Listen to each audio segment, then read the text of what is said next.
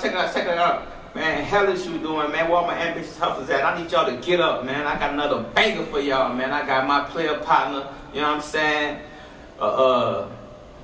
One of the founders of the heist movement, man, you know what I'm saying? A good guy in the community, man. You know what I mean? An all-around leader, man. You know what I'm saying? He about to be, I call him one of the leaders of the new school, man. He should run for president in the next, you know what I'm saying? Next 8 years, you smell me? It's going down. My player partner, Daronce, man. Yo, man. For sure, man. Yo, man. For sure, man. Good seeing you, bro. Nice seeing you, man. You know what I'm saying? The leader of the new school, man. I love good people. Man.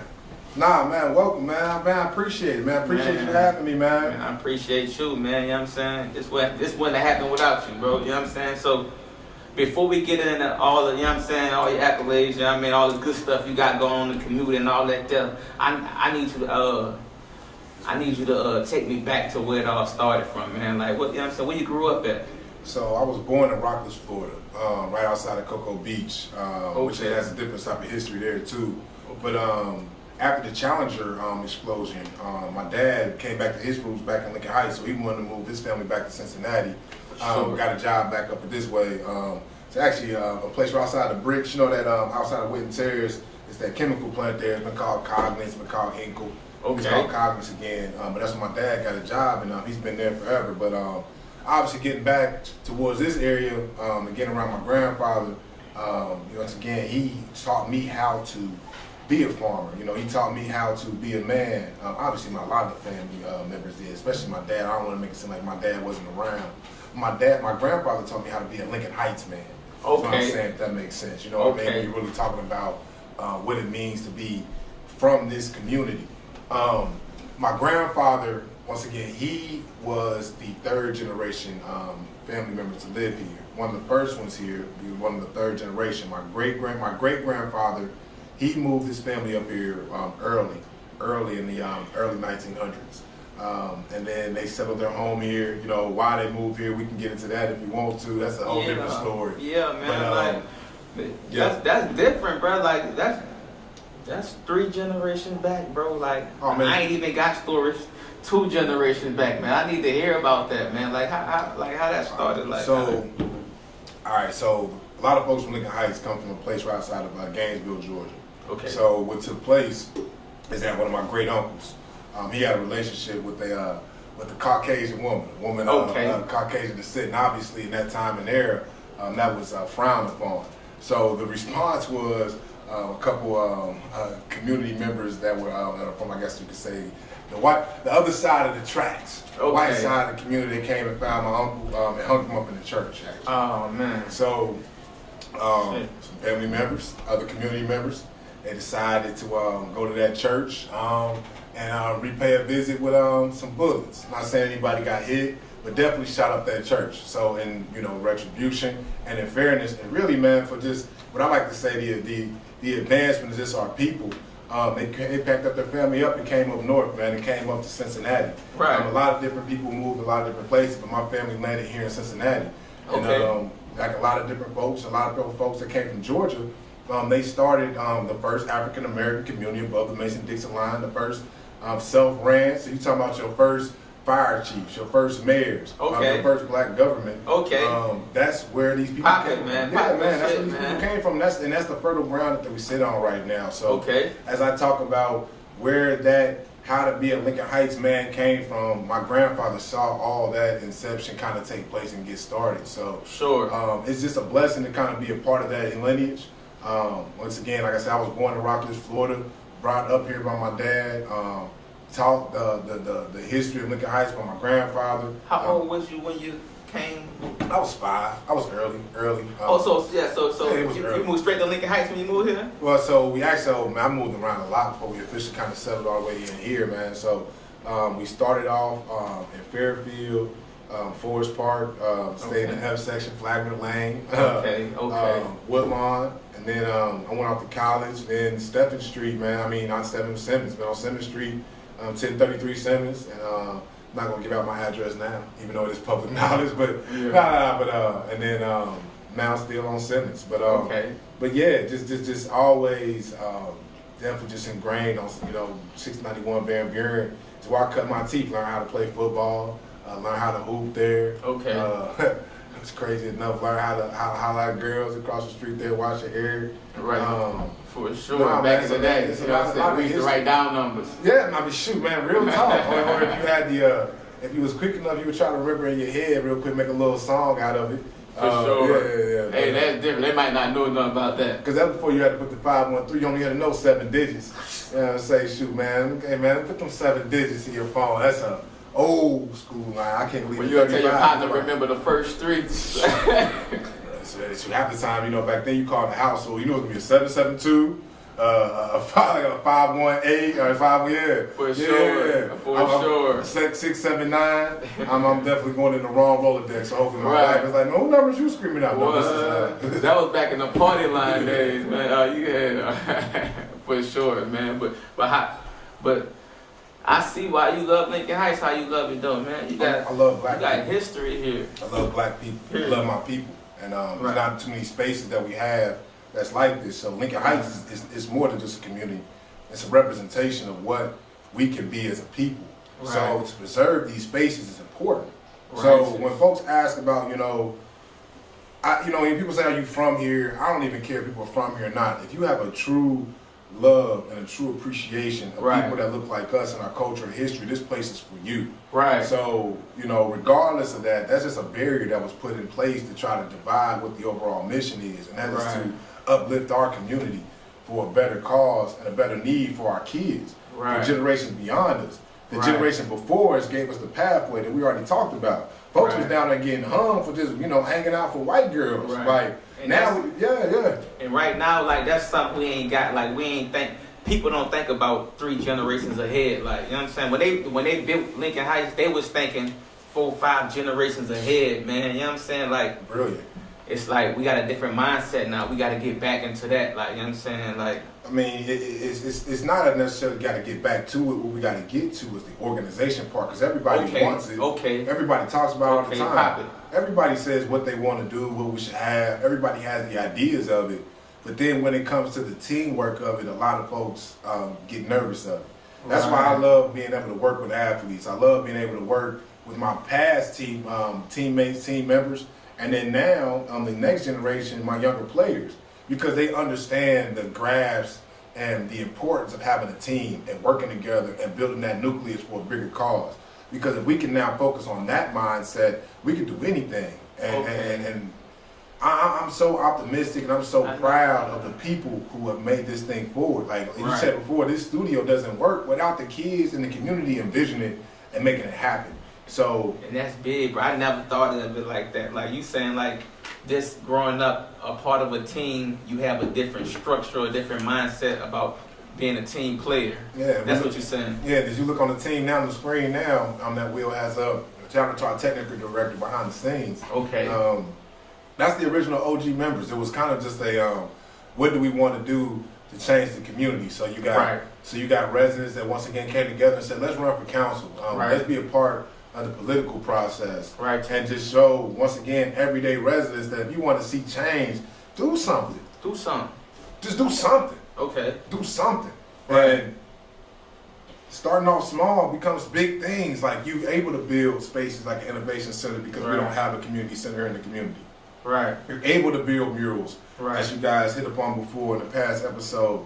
You can do anything when you really get organized and really understand that there's steps involved and allow folks to play their roles and get it done, man. Ain't no one person that can make it done. There is no one individual that makes this vision happen. This is not just one person's dream. This is a community's dream. And just seeing it and being a part of it is the true blessing. And truly just have a hand and being a part of true transformational change in historical community that my family helped build. This is an honor, a blessing, and I'm extremely humbled by it. That's dope, man, because you have to be real, like, selfless to do what you're doing, bro. Like, I mean, I applaud what you and the Heights movement got going on. But what college you went to, bro? You know what I'm saying? Shout out to EU. Okay. But Elon University. How did you do they came and found me, man. They came and found me. So it's kind of crazy when you're able to just find things below the main point and below that main fine line, because that's kind of what Elon was to me. So when you're able to kind of hit that eye underneath it and really see what you're able to go to, great things happen. So so Elon University was the spot that I was able to graduate from when I came out of high school. I actually broke my ankle my senior year, so I had a couple offers on the table. But Elon was just my home. I actually went down there, and they had this editing bay similar to what we're sitting in now. Okay. And they said you can just sit in there and just grind on video work, which I was able to kind of learn at Princeton as well too. So I already had a hand in it. So I thought I had an idea of what I wanted to be. Right. But just being able to play Division I football, man. This is a picture here. We was playing against Georgia Southern. We won this game. This was a big game for us. But that was some cool things too, because when I got to Elon, and that's you about to grab him though. That's you about to take him down. That's not great form, as you said, grabbing. So we'll just say that is me in the shot. Shout out to the internet who don't have better pictures. I promise I did make better plays at times. But but the cool thing about Elon though is that the team was terrible before we got there. But we had a mindset that is the same thing as we push through, and that's the kind of theme it seems of our conversation. Right. Is unity and teamwork and a mindset. Coach Limbo came through and said we have one word each year that represents us. First year was unity, next year was together, and the last one was respect. Like I remember each year, that's what we fought towards. So I think that us as a black community, us as a people, if we can just focus on three main things that we want to work on as a people, right? I think we can now elevate. I mean, I can't be the one to kind of say it. I can throw out some ideas, right? I can say like, let's have better education for our kids. Let's not accept failing schools, right? I can say things like, let's have a better opportunity for our transportation and and the people who live in our communities to work on those type of transportation and infrastructure needs that we have, right? Right. And lastly, I can say that, let's make sure that our tax dollars are distributed back in the communities that we live in. Like, I mean, those are kind of three main points that I can say, but that's just me. Us as a people, as a collective, should come together and say what we want, man. But now, Elon was great, man. I came out with my degree in new media, broadcast journalism, and marketing. Okay. After that, I got a job at Radio 1. I was working at the Wiz for a minute. I worked in college football and college sports at Ohio University, at Elon University. Right. Was able to come back to teach at Princeton, coach there, coached at Winton Woods and Finneytown. Before I went back to North Carolina Central to coach some more college football. I was a graduate assistant there. Right. We won the MEAC championship, which was really, really dope. Played for the HBCU national championship. Great experiences. And then Mike Daniel called me. He was at Kennesaw at the time. He got the head coaching job at Princeton. Said, man, it's time to come back home. But I told him, if I'm coming back home, I want to do things a little bit different, man. I just don't want to coach football. I want to have an opportunity to really pour back into these kids and give them an opportunity where they know that even after they play football or after they give something to Princeton, there's something they can come back to and build and make a couple dollars. And this is kind of a piece of it. Okay, so how you feel about how do you feel about exposure? Man, exposure is huge for our people, man. Because especially when you have shows like this, like Ambisouz Hustlerz, man. So I love that, with the tagline that's right up here. Okay. So yeah, that's really dope how you got this whole setup together, but. Exposure is really, really key, right? Because when our young people are able to come in here and just see, oh, this is what it takes to have a production done. Because sometimes when you see it, you think it's so much bigger. Right. Like, you think it's so huge, right? You think I spent $1 million. But when you can actually have that opportunity to touch it and feel it, it makes you dream bigger, right? That's how I was able to kind of, once again, I told you, like, this is all hearing from the residents and being exposed to them. Right. So if I can now expose them to those dreams that they have and those ideas that they have and say, well, here's how, in a small example of it. Okay. And here's not just an example of it, here's an example of somebody who looks like you, who's also doing it. Right. That you can also touch and feel and be exposed to. It allows you to dream bigger. Right. I don't want to continue to ask our kids, what jobs do you want? Right. I want to ask our young people, what problems do you see? and how can I empower you? How can I expose you to the solution, right, and empower you to solve it? Because I think in that way, that now allows you not to just create, workers. You're creating innovators. You're creating job creators. You're creating a sustainable community. But it's when people get the exposure, like the big faces, they don't want to. They leave and don't. Why you think? Well, I mean, because that's what the culture always said, right? Right. Made it out the hood. Yeah, made it out the hood. Now I'm feeling good. You know what I mean? It's always been our culture. So when you really talk about cultural change, it's bigger than just one individual, one building. It's really talking about building opportunities for the masses to really see that, okay, it's not just leaving the community, it's building my community up. Right. That is the real mission. Right. That's the real boss move. Right. Not leaving the hood and going to be like somebody else in a whole another neighborhood. You know what I'm saying? Because we need that face. Sometimes you need that face. You know what I'm saying? You need that famed face to get to the. You know what I mean? To get to certain places. You know what I'm saying? But then the hood gotta also feel like they can protect them too, because sometimes those folks feel like they're vulnerable. Right. And that should never happen in our communities, man. That should never be the case. Yeah. But if there could be a true pact between the protectors and the gatekeepers of our communities and the game changers of our communities, and they're really working together to move some things forward, man, that's a scary proposition. Right. Right. You right. So, man, I like what you're doing out here, man. So, like, what made you do a garden? Out of all the things, you know what I'm saying? Like I said, people trying to put a football field up or something like that. What made you, like, you know what I'm saying, like, when feed your people? When you woke up this morning, you ate, right? Yeah. When you got hungry tonight, you're going to do what? I'm going to eat again. That's food. Right. So food is something that always not drives our economy. It's what made, I want to be politically correct, but I don't say, wow, this ain't my show. Right. But this is what made those folks come and snatch us up, because they realized that we were the best at growing food. Like, it's not the fact that we brought techniques, we brought our culture, we brought our way of agriculture here to this community, to this country. So they benefited off of us for free labor. Right. And now we're in the community of Cincinnati. I don't know if you know this about Cincinnati, but Cincinnati is the agricultural breadbasket, the mover of the nation. You have Kroger right here in the middle of Cincinnati. When Kroger wants to make a loan and needs to make a deal, where do you think it goes to? That's right next to it. Fifth Third Bank. Right next to it. When Fifth Third Bank needs to now when Kroger also on that whole chain line needs to now market and now push and now sell their products. Where do you think they're going to that's also in Cincinnati? Procter & Gamble. When Procter & Gamble and all three need to now insure their product, insure what they're selling, because Procter & Gamble is not just what's coming out of Kroger, it's not just the tomatoes and the lavender. Those tomatoes and lavender are also going to products that are being sold at Procter & Gamble. So that, once again, it's all that triangle. And then from Procter & Gamble, you need to insure all that. Where do you think you're going?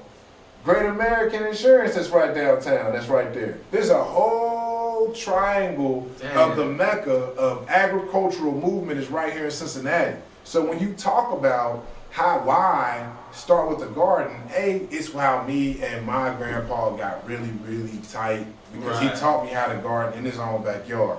Like, it was really, really dope coming back and putting another one in his backyard, just keeping it moving. Because he always said the year that he didn't put a garden up for his grandmother was the year that she had passed. So I was like, well, shoot, Grandpa, let's just kind of get a garden going. And then that ended up being an opportunity where we had a chance to do one on Jackson Street through a grant through Duke Energy, learning permaculture. Okay. So we had just got on council. It was a great opportunity. And I was like, man, this is cool to just kind of get it going. It started off as a whole group effort. It was like 10 of us. Yeah. And the next thing you know, it was this, me and my boy Round out there one day. But then as we continued to stay in that, the community came to it, and we said the opportunity of what Cincinnati represents. For sure. The techniques that I kind of knew from my grandfather, and the fact that we talked upon the language that everybody has to eat, we thought this was a great opportunity to start on the basis of engaging the residents on something that everybody does. Right. when I ride past the village of Lincoln Heights and I see all these blighted properties and all these blighted spots, I'm thinking, man, that's just opportunity to grow food. And now folks don't have to walk all the way up to Kroger, because once again, that's a tough opportunity. If you can't drive to get your fresh fruits and produce, that's why you keep eating some of this crap that's at these corner stores all the time. That's also killing us mentally and our bodies spiritually. We can now eat food that we grow, we can get paid to do it, and we can train our young people and make it their culture to do it, because there's a true study that the more that people actually grow their food, the more they're going to intake it and ingest it. So if I got a 5-year-old kid out here picking food at a farmer's market that she grew, and not only did she grew, she gets to sell and make some dollars towards, you're changing the whole mindset of a community that we can now be the mecca of urban agriculture in America and be an example that can now push this ideal that the focus and the market of urban agriculture is back in the black community, and we own it once again. Ooh, pop your shit, bro. That's dope, man. Ambitious Hustlers. Hey, Great job, Will. Hey, man, you popping it, bro. You know what I'm saying? So, you know what I'm saying? I see my partner got your kids up there, man. How many kids you have? Man, I got two. My daughter Ziana. Shout out to my little princess, my little chicken nugget, and my little prince, Darian Zechariah Daniels. His name means together we are blessed. Together we are blessed. So, that's dope. Yeah, that's my little ace boom coon, man.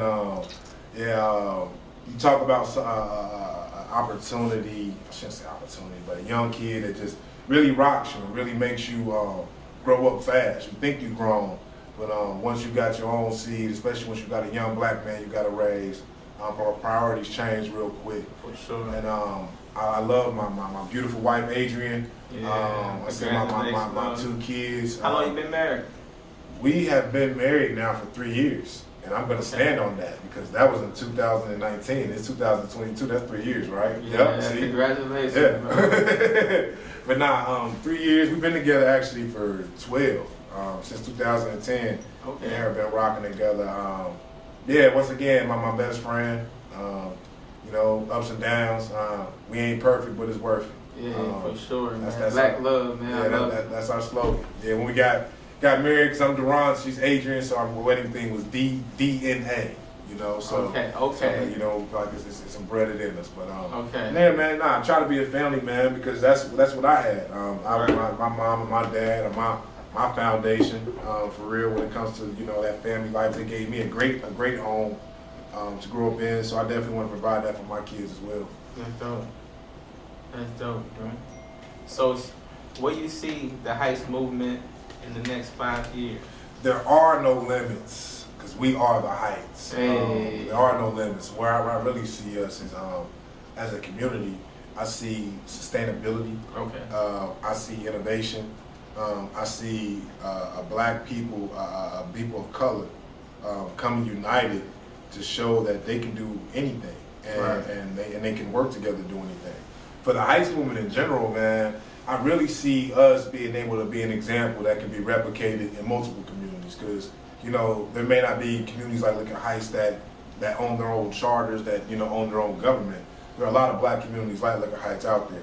So if we could be an example of how to really utilize the talent within your community and build corporate partnerships to now provide resources to get some things done, I think that's one thing that the Heights movement within 5 years is now able to now replicate this model and take it to other communities, other cities, other states, to truly change the trajectory of our country and how our people are seen in this country.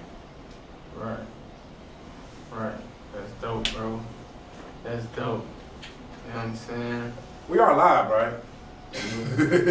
Oh, well, we live? Because, man, I might need to keep that one. I don't know if I can ever say that one again. Hey, man. This a banger, man. I told y'all it was going to be a banger, man. You know what I'm saying? What a banger sound at? I don't know. Can I hit one of these? What a banger sound? Banger. You know what I'm saying? Banger. Another banger. Speaking of bangers, man, this is what it's like to live in Lincoln Heights out there. We got a gun range behind us, so half the time folks be talking like this. So that's a different conversation for a different day. Yeah, man, we're going to get that shit done, man. Man, this is dope, man. I ain't never got to be behind the scenes on this end. My bad. This is one of the spoilties of paying the rent in the building. You get to now press the buttons. But we wrapping it up. You know what I'm saying? We wrapping it up. This dope, bro. This was a dope podcast. Man. I appreciate y'all from having me here, bro. I appreciate y'all, you know what I mean? Let me interview you, man. You know what I'm saying? So shit, I call you might don't know it, but I call you the leader of the new school, man. I see you being a president, and you know what I mean, in my future. You just feel me? But you got the vision, bro. You know what I'm saying? I just go wherever the Most High takes me, man. I shouldn't say I don't see those type of things, but I don't see that. But I didn't see this either, though. You know what I mean? I didn't see this either. So right. Sometimes people got to see it for you before you can even. You know what I'm saying? I don't want that smoke though. So I don't want that smoke. But what I do want though, and I appreciate you again, is opportunities like this for conversations for black men to come together, right. To speak their minds, speak their truth, to allow folks like my boy Will to get trained up and truly to build his skill set on how to do this type of stuff, and allow black folks to just have their dreams, man. So if you have a dream, if you have a thought, man, come on, tap in with us. Reach out to us at theheightsmovement.org. And if you need anything, we're here at 726 Adams. And like we said before, there are no limits because we are the Heights. And I appreciate the Ambisouz Hustlers for allowing us to tap in with you. For sure, man. Hell is you doing, man. You know what I'm saying? You know what I'm saying? What Ambisouz Hustlers at? All my motivated, ambitious people that's going to get it by any means, man. That's going to wake up and stay focused and grind, man. I need y'all to get up and grind every day, man. Sleep is for suckers, man. You know what I'm saying? And give a round of applause to Ambisouz Hustlers. Give a round of applause. I'm going to step out, though, man. Yeah, for sure, man. For sure, man. We got another banger. It ain't over for you. I got another banger for y'all, man. We got another person from the Heights movement, man, that's going to come give y'all some words. So, you know what I'm saying? Stay tuned.